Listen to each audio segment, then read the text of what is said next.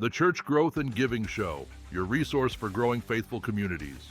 Brought to you by Vanco, helping tens of thousands of churches thrive for over 20 years. Join Jordan and Andy as they share insights drawn from decades of church giving and engagement expertise.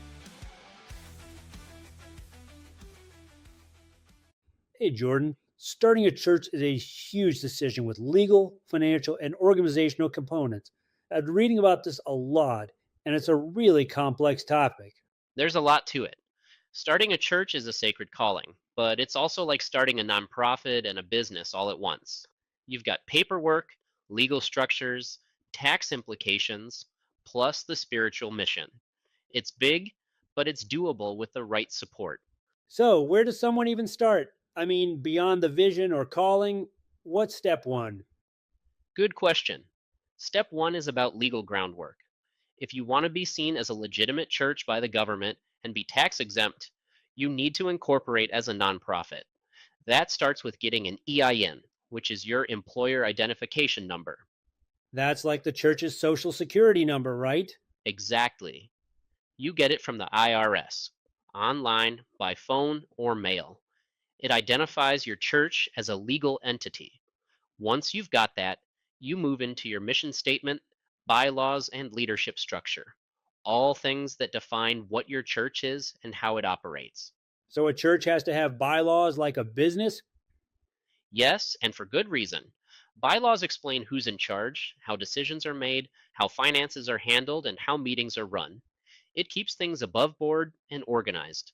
Even the IRS wants to see them when you apply for tax exempt status. I saw something about Form 1023 and it looked complicated. It is. But Form 1023 is the application to get 501c3 status, so it's important. That's what makes you tax exempt, meaning you don't pay federal income taxes and your donors can write off their gifts. It asks for a ton of detail. What your church does, how it's funded, who's leading it, everything. So, no shortcuts allowed. There's serious structure needed. And there's nuance. For example, churches don't have to file Form 1023 to be considered tax exempt, but many still do. Why? Because it gives confidence to donors and partners. It's proof you're legit. Right. That makes sense. So, while someone's setting all this up, what else do they need to think about? Are there differences by state? There are major variations. Every state has its own requirements for nonprofit registration. That includes fees, forms, and timelines. Some states also have separate filings for sales tax exemptions or require permits for property tax relief. And let's not forget zoning laws. Not every building can legally be used as a church. You may need a special use permit, go through public hearings, and even consider parking and noise regulations. Wow. This is definitely sounding more like launching a startup than just setting up pews and microphones. It really is. But that's what makes it sustainable. A strong foundation means your church won't just survive, it'll thrive. Okay, so we've got the paperwork rolling. We're dealing with zoning and bylaws. I'm guessing insurance comes next? You nailed it.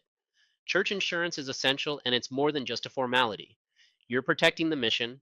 There's general liability, but also property insurance, workers' comp if you've got staff, pastoral liability if you're offering counseling, and even cyber insurance if you're taking donations online or storing member info digitally. Cyber insurance?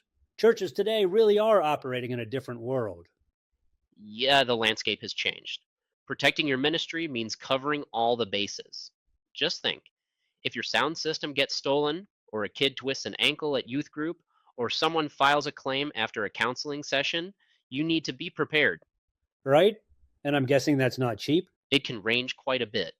General liability, workers' comp, and property coverage together might cost anywhere from $700 to $3,000 a year, depending on your size, location, and risk level. Okay, there's paperwork and insurance addressed. So let's talk, people. Let's start with who actually runs this thing. This is where your leadership structure comes in. A lot of churches start with a pastor, but you also want to think about elders, deacons, maybe associate pastors, and definitely a board of directors, especially if you're incorporated. And that board handles the money and operations, right? That's their role, and it's central to good governance. They make sure the church stays on mission, keeps finances transparent, and meets any legal obligations. It also builds trust with donors and the community. So, with leadership in place, what if a church doesn't have a building yet? Is it better to buy or rent? Or can they just meet in a coffee shop or school gym? You can totally start off renting space. Lots of new churches meet in schools, theaters, rec centers, even homes. It's flexible and usually cheaper. Just make sure the venue fits your vision and your audience, especially if you're focused on families or youth. And if you do buy, I'm guessing there's a ton of permits involved? They're all part of the process: zoning, parking requirements, and possibly ADA compliance. Even if churches aren't bound by it, many choose to follow accessibility best practices. You may also need special use permits depending on the neighborhood. You picture church planting like some spiritual leap of faith, and it is, but also full of city council meetings and construction budgets. It's a blend of the sacred and strategic. And speaking of strategy, planting a church takes a timeline. We're talking 12 months of planning, outreach, and community engagement before you even launch. Walk me through that. What's the roadmap? At 10 to 12 months out, you start by getting rooted in your community. Build relationships, understand local demographics, draft your mission and vision statements, and pray through your calling. Then update your ministry plan and start forming your launch team. That's the core group that'll help run things? Exactly. These are your early adopters, people who believe in the mission and are willing to help build it. From kids ministry to worship, creative, and outreach, you need leaders in place early. And by 7 to 9 months out, you're recruiting seriously, setting expectations, and defining roles. Got it. So you're creating a game plan before you take the field. Perfect analogy. And during this phase, you're also doing community events like potlucks, prayer nights, and cleanups, anything that says, we're here and we care. And marketing too, right? Absolutely. You get your website live, social media running, and maybe even some direct mail campaigns. A solid online giving platform is key here too. It makes it easy for people to support the vision financially. I love that there's both heart and hustle here. It's spiritual work, but also really hands on. You're setting the table physically, spiritually, and operationally for people to come and encounter something real. So, a few months from launch, what's next? That's when things get real. Around 4 to 6 months out, you're finalizing your venue, walking through leases, checking accessibility, and making sure everything is logistically tight. You're also purchasing big ticket equipment like sound systems, kids' ministry materials and signage, anything you need for launch day. And at this point, I'm guessing there's no turning back. Pretty much, you're in go mode. You've got your launch team trained, you're doing dry run services each weekend, refining everything from the sound check to greeting visitors and recruiting volunteers. Nursery, parking, setup, you need people everywhere. Right. And answering questions like who's doing follow up and who handles the offering. That's where a good church management system, or CHMS, comes in. It tracks attendance, volunteer schedules, giving records, and more. Tools like Power Church or Planning Center are helpful. So it's like your back office brain? That's a good way to put it. And don't forget your online giving platform, whether it's Vanco or another option. Those tools don't just process donations. They encourage giving based on donor behavior and patterns. Once systems are in place, volunteers are trained, and equipment is purchased. Now what? The actual sermon? That has to be on point, right? By now, you've probably outlined your first 6 months of sermons, but for launch day, that message has to hit. It's got to be authentic, inviting, full of grace and clarity.